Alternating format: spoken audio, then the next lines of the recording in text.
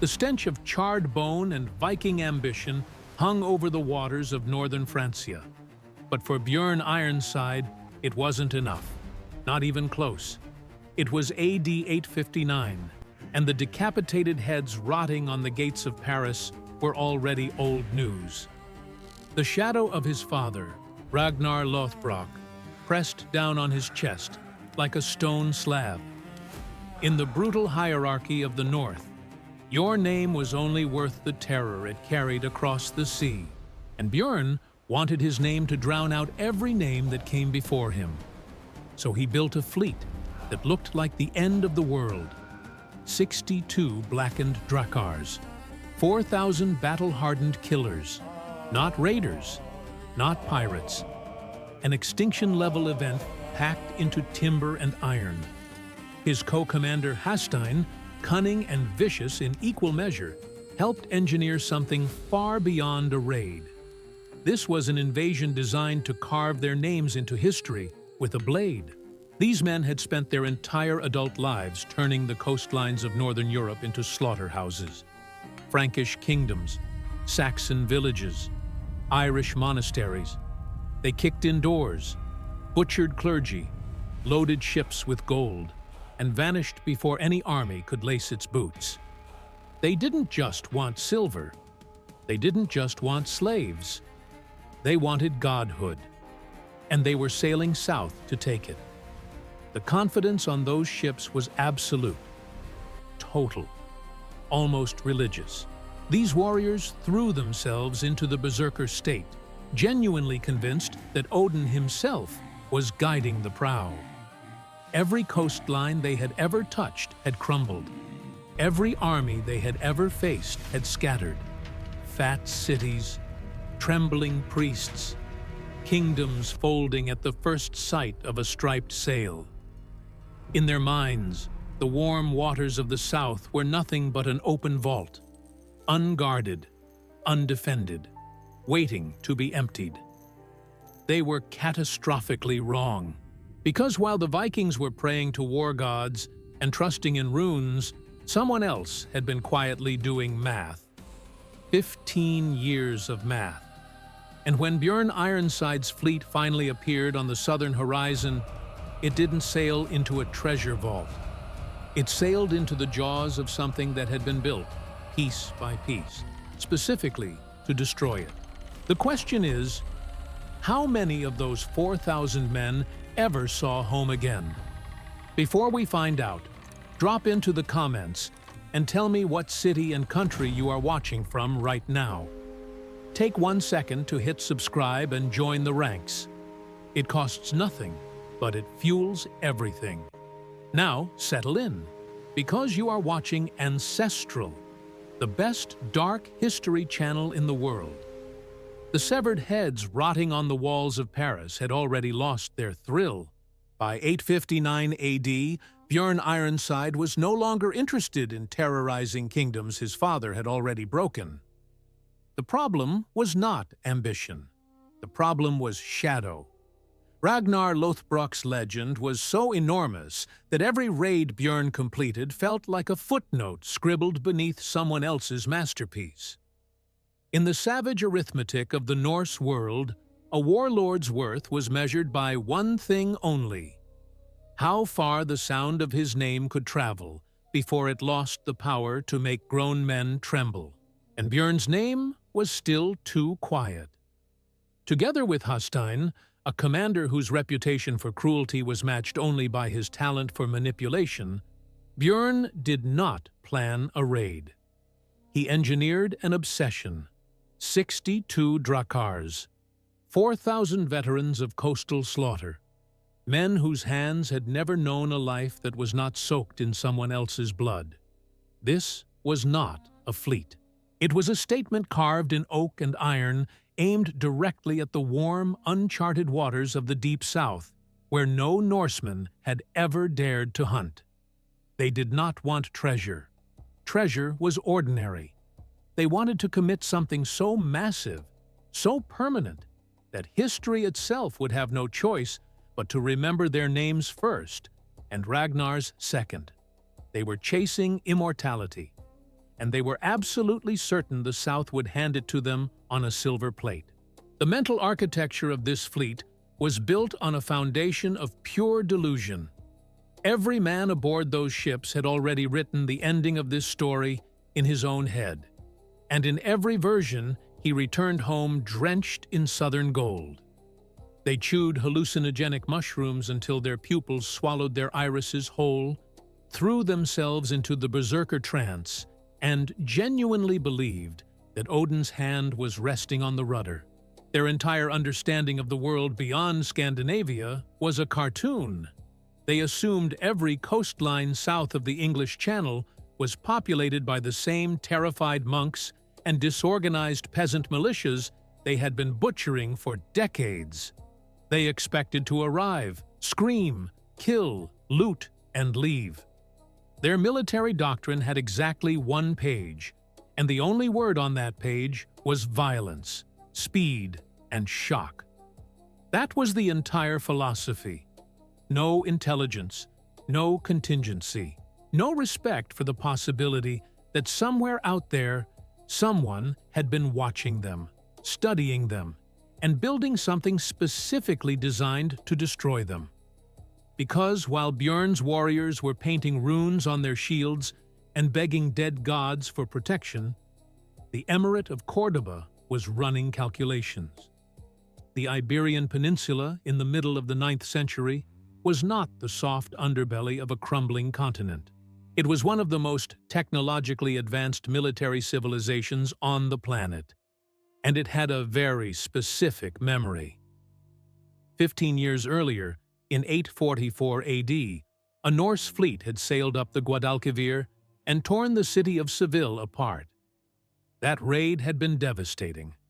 But the ruler of Al-Andalus, Abd ar-Rahman II, did not mourn. He did not pray. He sat down and he engineered a response. He studied the way the Norsemen fought. He dissected their speed, their shallow draft hulls, their dependence on surprise. And then he spent 15 years and an obscene amount of money building a machine designed to neutralize every single one of those advantages. A permanent, standing navy. Warships built heavier and meaner than anything the Norse had ever encountered. And along the entire coastline, a chain of watchtowers connected by signal fires capable of transmitting a warning across hundreds of miles in minutes. He did not build a wall to keep the Vikings out. He built a trap to let them in and make sure they never left. What happened next was not a battle between two armies. It was a head-on collision between two completely incompatible operating systems. On one side, mystical chaos. Men who genuinely believed that dying with a sword in their hand would teleport them to a celestial feast hall. On the other side, cold engineering. Men who believed in trigonometry, logistics, and the absolute certainty that fire does not care how brave you are. When Björn and Hastein's armada finally struck the Iberian coast near the waters around Lisbon, expecting the same satisfying collapse they had witnessed 100 times in the north, the shock was instantaneous. There were no screaming peasants, no fleeing monks. Instead, the entire coastline erupted in a perfectly synchronized chain of fire signals, one tower after another, racing south faster than any ship could sail. The element of surprise, the only real weapon in the entire Viking arsenal, was dead before a single Norse boot touched the sand. The machine had already woken up, and it was hungry. Before the landing parties could even form ranks on the beach, the horizon filled with sails. But these were not the fat, sluggish merchant ships the Vikings loved to ambush in northern waters. These were Cordoban warships, heavy, fortified, crewed by professional soldiers who had trained for exactly this moment for over a decade. And the Umayyad commanders had no intention of playing the Vikings' game. They did not close the distance. They did not board. They stayed out of axe range and unleashed something the men of the north had never seen and could not comprehend. Mounted on the bows of the Andalusian ships were massive siphons and catapults loaded with sealed canisters of a substance so volatile that even the men who operated it treated it with fear. Naphtha, an early cousin of Greek fire, a liquid incendiary that clung to everything it touched and burned with a heat that water could not kill.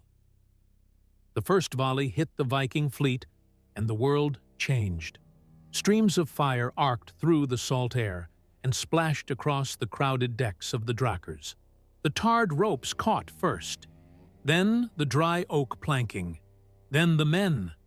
The legendary shield wall, the formation that had shattered every army from Northumbria to Francia, meant nothing.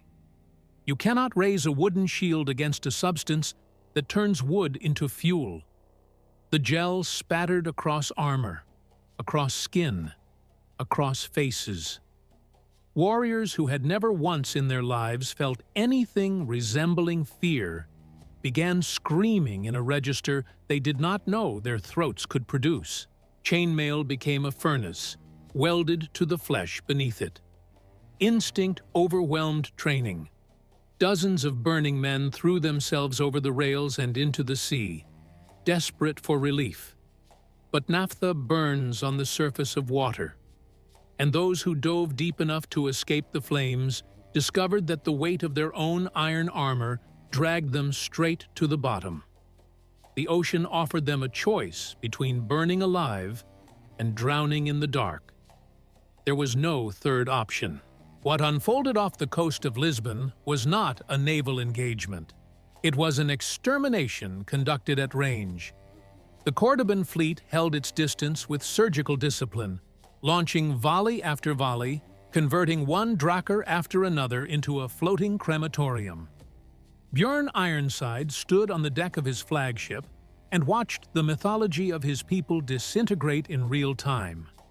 Every advantage the Norsemen had ever possessed, their strength, their ferocity, their willingness to die, was rendered completely irrelevant by an enemy that had decided long ago that this fight would never be personal. It would be mechanical. The Vikings were not being defeated in battle. They were being processed. Dozens of ships were gutted. Crews were halved. Morale collapsed like a burning mast. The rational decision, the decision any competent military leader would have made, was to cut losses, turn the surviving ships north, and limp home to lick wounds in the cold silence of the fjords. But rationality had never been part of the Viking operating system, and the economy of prestige does not accept losses. It demands returns. So Björn and Hastein did what ego always does when reality delivers a verdict it cannot accept. They doubled down. They pulled what remained of their fleet out of the inferno at Lisbon and ordered a hard push south toward the mouth of the Guadalquivir, chasing the ghost of a victory that had belonged to a different generation 15 years earlier. They believed that if they could just punch through the outer defenses and reach Seville, the treasure and the glory would be waiting exactly where it had been left, in 844. But the intelligence they were operating on was 15 years dead. The river mouth had been transformed into a fortress, and when the battered, desperate remnants of the Norse armada tried to force their way through the choke point, they sailed directly into an even larger concentration of Andalusian warships. The river became a corridor of death.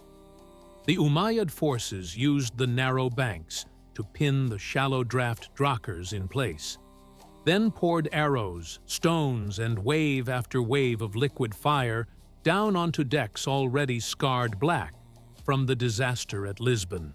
The command structure of the Viking fleet began to crack. This was no longer a raid. This was not even a retreat. This was 4,000 men slowly realizing that they were trapped inside a system that had been designed, funded, and rehearsed specifically to kill them, and that every decision they had made since leaving Scandinavia had been wrong. Every mile of water they gained cost them burned flesh and shattered timber. The arrogance of the North was being taken apart, piece by piece, by an enemy that did not fight with passion. It fought with arithmetic. And still, even as the fleet disintegrated around him, Björn Ironside could not stop. The obsession with legacy, with proving that he was more than Ragnar's son, had fused itself to his decision-making so completely that he could no longer distinguish between ambition and suicide. The Mediterranean was still ahead, and in his mind, the Mediterranean still meant salvation.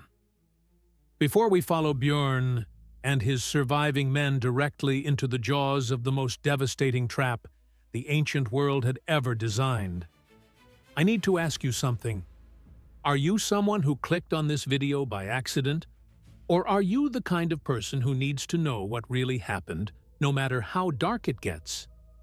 If you are one of us, then stop watching from the outside and step inside the circle. I am talking about the lineage, the membership that keeps this channel alive. When you join the lineage, you are not tipping a content creator. You are becoming part of the engine that makes these deep, unflinching investigations possible. And in return, you get access to every new documentary before anyone else on the planet even knows it exists. Look below this video right now. Hit the join button. Take your place in the lineage. Help us keep these fires lit. Now, back to the slaughter. Bloodied, humiliated, and running out of ships, Björn and Hastein made the decision that would define the rest of their lives.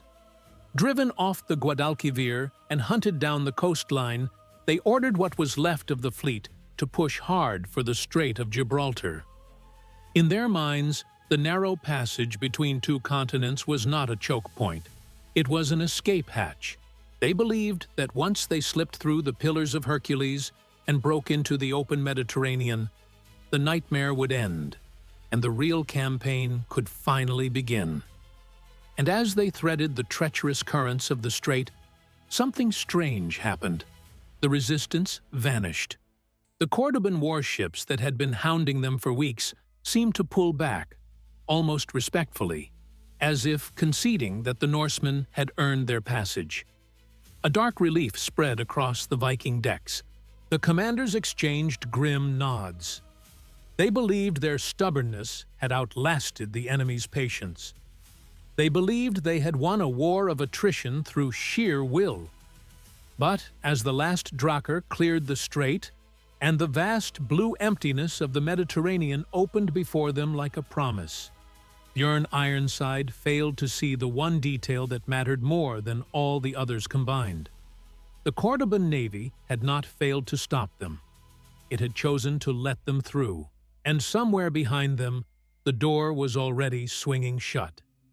The shift from the brutal, freezing chaos of the Atlantic to the warm stillness of the Mediterranean felt like walking through an unlocked door into an empty palace. For Björn Ironside and Hastein, clearing the southern edge of the Iberian Peninsula in 859 AD was not a retreat. In their minds, it was a promotion.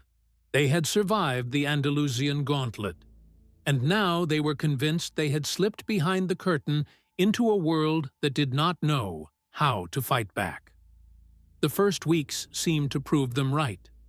They fell on the coastlines of North Africa like a disease. They tore through the Balearic Islands, reducing quiet harbors and isolated religious communities to ash and screaming.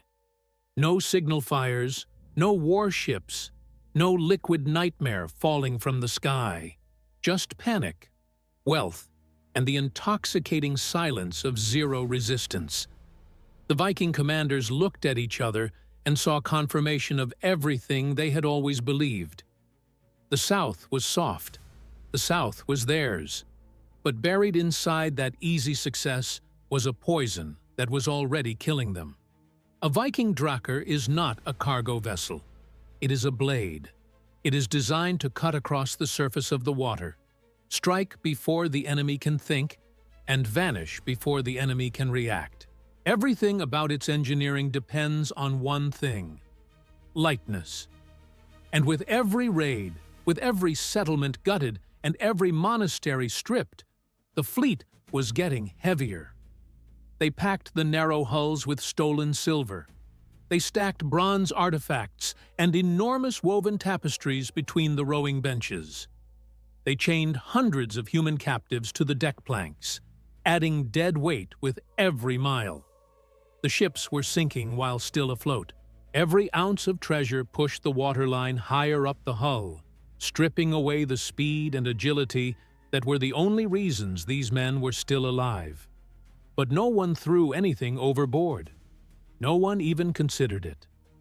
The psychology of plunder had taken hold so completely that the commanders could no longer distinguish between wealth and survival. They were welding their own chains, link by link, and calling it victory.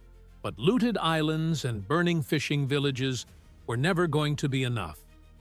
The entire justification for this expedition, the reason 4,000 men had left their families and sailed past the edge of every map they had ever seen, was not silver. It was legend, and legend required a target so enormous that the mere act of striking it would rewrite history.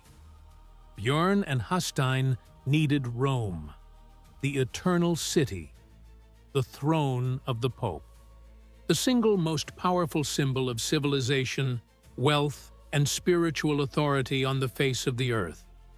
They believed that if they could sack Rome, nothing else would matter. Not the disaster at Lisbon, not the fire, not the dead. Rome would erase all of it. So they turned the fleet north along the Italian coast, scanning the horizon for the city that would make them gods. And eventually, they found it. Or they thought they did. A massive settlement rose from the coastline, ringed by high white walls, humming with commerce, radiating the unmistakable energy of power and prosperity. The Viking commanders, men who could navigate by starlight, but who carried no maps and possessed zero understanding of Mediterranean geography, looked at those gleaming walls and made the decision that would define their legacy forever. They declared it Rome. It was not Rome. It was Luna, a wealthy provincial trading city sitting hundreds of miles north of the actual capital. And the fact that no one in the entire fleet knew the difference tells you everything you need to understand about the fundamental flaw at the center of this expedition. These were elite killers operating with the geographical awareness of men who had never left their own coastline. They were lethal, and they were lost. And the combination was about to produce one of the most humiliating episodes in military history. But before the humiliation, there would be brilliance. Because when Hastein looked at those towering marble walls and realized that a direct assault would cost him more men than he could afford to lose, he did not retreat. He improvised, and what he created was a masterwork of psychological warfare so ruthless it still echoes through the centuries. He ordered a coffin built on the deck of his flagship, massive, ornate, unmistakably designed for a man of enormous importance. And then the most feared warlord in the fleet climbed inside, folded his arms across his chest, and stopped breathing. Around him, hardened killers who had spent their adult lives turning human beings into objects underwent an instant transformation. They tore their own clothing.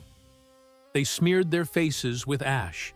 They produced sounds of grief so convincing that the performance would have fooled their own mothers.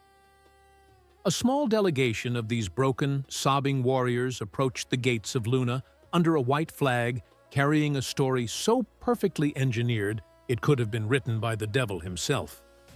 Their great chieftain Hastein, they said, was dead, killed by fever, but in his final hours, surrounded by the terror of a pagan afterlife he no longer believed in, he had renounced his gods and embraced Christianity. His dying wish, they begged, was to be buried in sacred ground, inside the cathedral, with full Christian rites. The Bishop of Luna heard this and saw the opportunity of a lifetime. A Viking warlord, one of the most notorious pagans alive, converting on his deathbed and requesting Christian burial. This was the kind of story that got a provincial bishop noticed in Rome. This was a career sealed in gold. Ambition devoured caution. The bishop overruled every military instinct the city's defenders possessed and ordered the gates opened wide.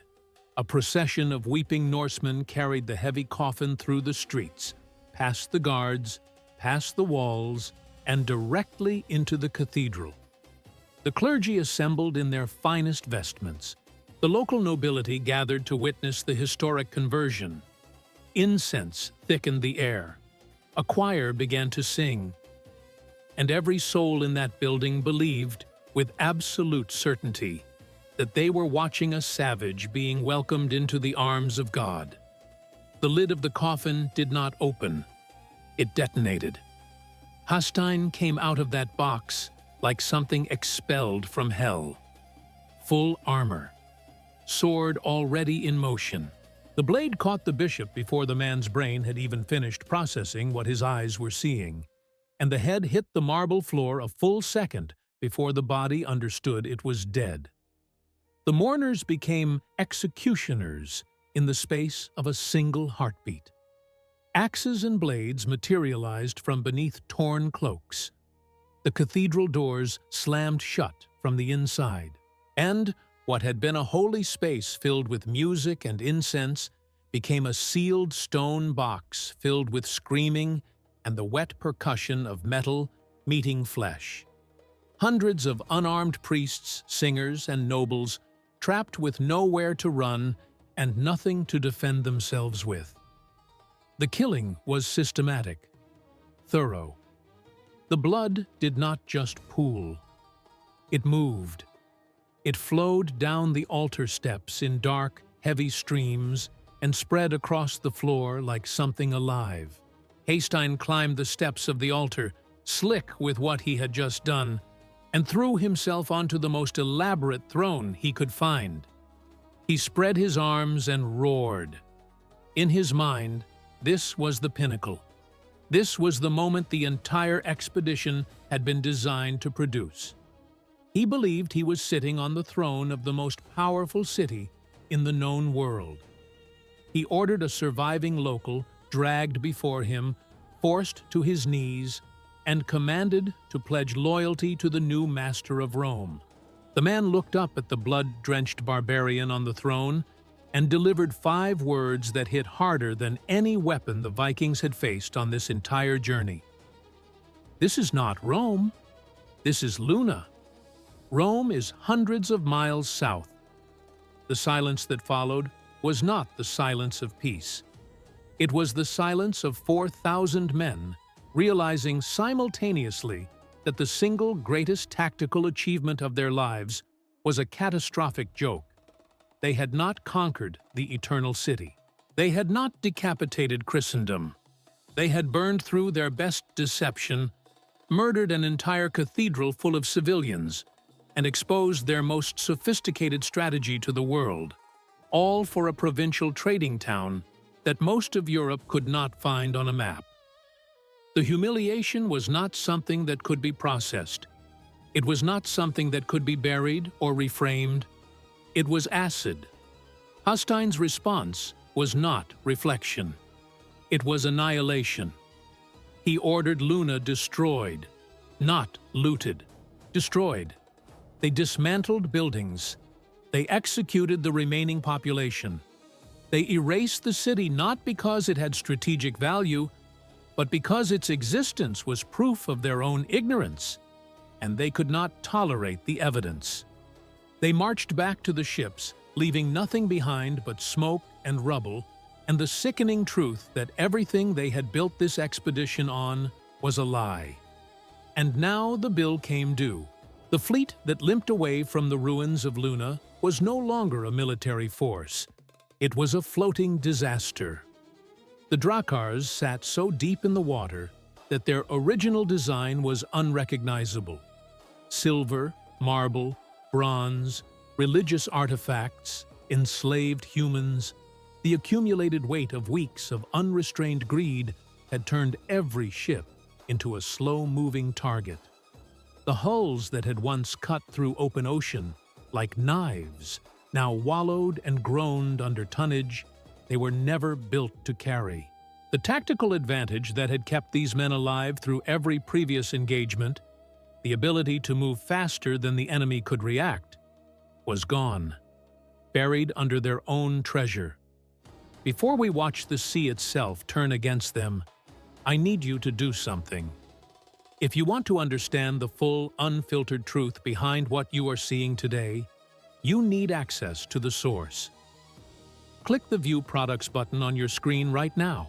There you will find the exact book that served as the foundation for this entire investigation. This is not a casual read. This is a monumental work of research that dissects the Viking collapse with the precision of a forensic autopsy. You need this on your shelf. And while you are there, take a look at the curated collection below. There is a rotating selection of immersive relics and dark artifacts waiting to be claimed. Open the vault, secure your copy, then come back, because the worst is not over. The Mediterranean had allowed them to play predator for a few weeks, but the performance was finished. As the overloaded fleet pushed west toward the Spanish coast, the sky above them curdled into a sick purple bruise. The atmospheric pressure collapsed. And then the Mistral arrived, a savage, funnel-force wind that tears down from the Alps and hammers the surface of the sea with a violence that has no equivalent in the open Atlantic. The Norsemen were master sailors. That was never in question. But their mastery was built on the deep, rolling, predictable swells of the Northern Ocean. The Mediterranean under the Mistral produces something entirely different.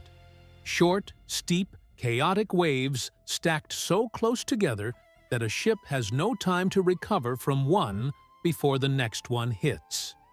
The drakkars, stripped of their freeboard by the sheer tonnage of stolen goods, crammed into every available space, could not rise. They did not ride the waves. They drove straight through them.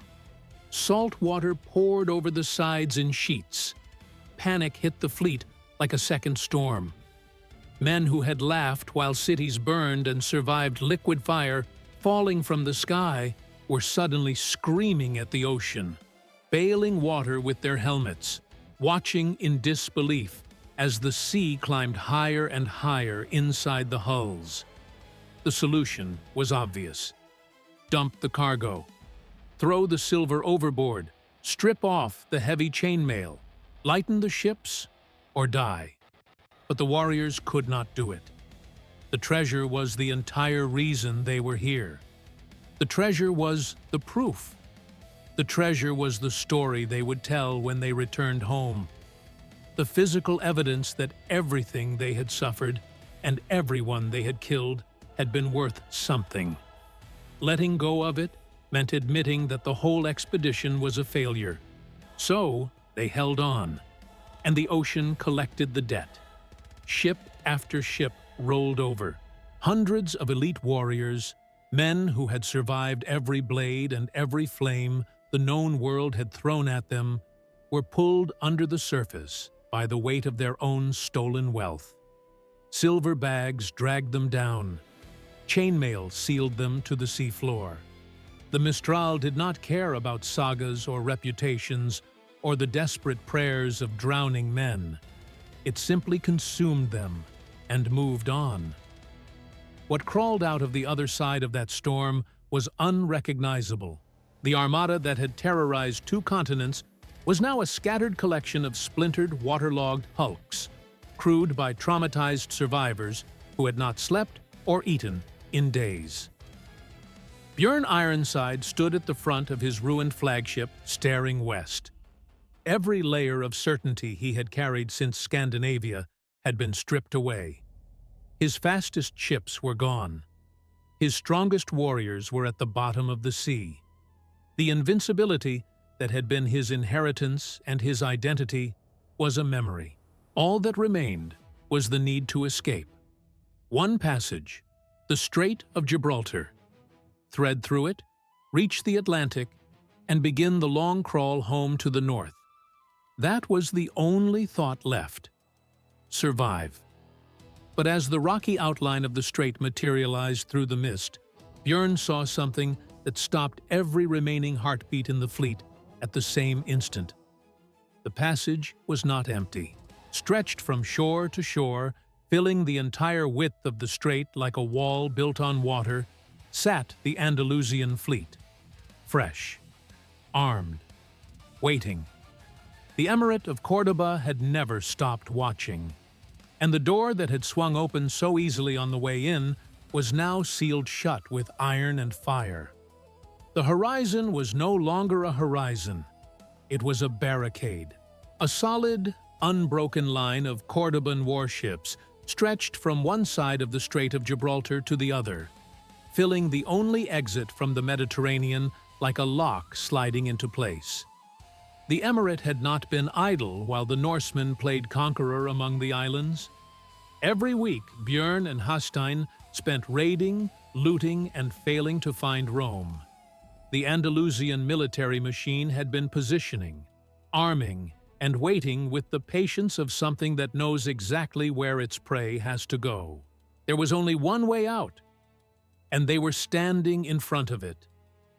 Björn Ironside, the man who had launched this expedition to surpass the legend of his own father, was now staring at the precise geometry of his own destruction. His ships were broken. His men were starving. His hulls sat so low in the water from stolen cargo that the drakkars handled like floating coffins, and directly ahead, arranged with the cold symmetry of a mathematical equation, sat a fleet that had been built for exactly this moment. There was no time to think. There was no space to maneuver. The instant the sluggish Viking convoy entered the narrowest throat of the strait, the sky turned to fire. The Andalusian warships did not advance. They did not board. They did not offer the Norsemen the dignity of a fight. They simply opened the catapults. Sealed clay vessels filled with boiling naphtha arced through the salt air and detonated across the Viking decks in expanding sheets of chemical flame. The fire did not behave like fire. It crawled. It climbed the masts. It swallowed the rigging. It found skin, and it stayed there. Chainmail conducted the heat directly into the bodies beneath it, turning armor into a sealed oven. The sound coming off those ships was not the sound of battle. It was the sound of men discovering that everything they had ever believed about themselves was wrong. The command structure of the fleet did not break. It evaporated. 4,000 men reduced to a single, unanimous impulse: escape. But there was nowhere to go. Stay on the deck, and the fire ate you alive. Jump into the water, and the weight of your own armor pulled you to the bottom. The sea around the fleet became a churning field of burning debris, splintered wood, and the bodies of men who had been unable to choose between two different ways of dying. The Cordoban warships held their distance with mechanical precision, cycling volley after volley, converting each surviving drakkar into a pyre. This was not warfare. This was pest removal. The Andalusians were not avenging anything. They were not angry. They were completing a task. On the deck of his sinking, burning flagship, Björn Ironside finally understood the full architecture of his failure. The treasure filling the hulls, the silver and gold and marble and human cargo that was supposed to be the proof of his greatness, was the very thing killing him. The ships could not run because the ships could not move. Every stolen ounce held them in place for the next volley. To survive, Björn had to give the only order a Viking commander should never have to give. Dump it, all of it. Everything. The hesitation lasted just long enough for another ship to die. Warriors stared at chests of silver they had murdered entire towns to collect. They looked at golden relics they had ripped from altars with their own hands. Letting go meant admitting that every life they had taken, every city they had burned, every mile they had sailed, had purchased exactly nothing. But when the next volley hit, and 60 men on the ship beside them became a single screaming column of fire, survival finally won the argument against pride. They began throwing their legacy into the sea. Chests of coins tumbled over the rails and vanished. Gold chalices, silk, marble, all of it fed to the dark water.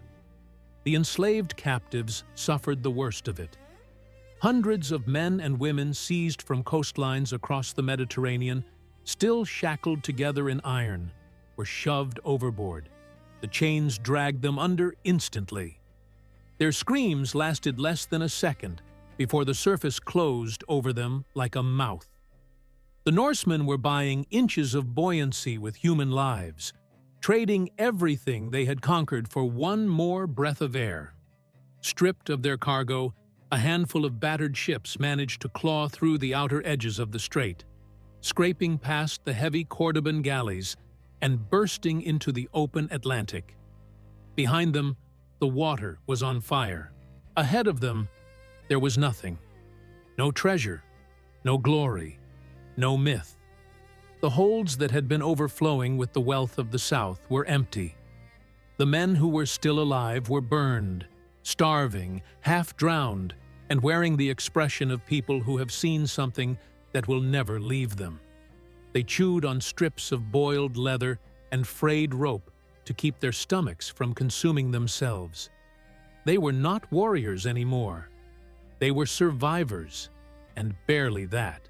The commanders knew that returning to Scandinavia empty-handed was not an option. In the political economy of the Norse world, weakness was an invitation to be killed. Rivals would smell the failure before the ships even touched shore. A warlord who leaves with 62 ships and 4,000 killers and returns with nothing is not a warlord. He is a target. Björn and Hastein needed something, anything, to wave in front of the Skalds and the chieftains back home. They needed a transaction, not a conquest, not a legend, just enough currency to keep themselves alive. So the shattered remains of what had once been the most terrifying armada in the north dragged itself toward the coast of Navarre and anchored off the kingdom of Pamplona. There were no war horns, no dramatic beach landings, no shield walls forming on golden sand. This was a mugging. The starving, scarred remnants of Björn's army managed to ambush and seize King Garcia Iñiguez in 859 AD.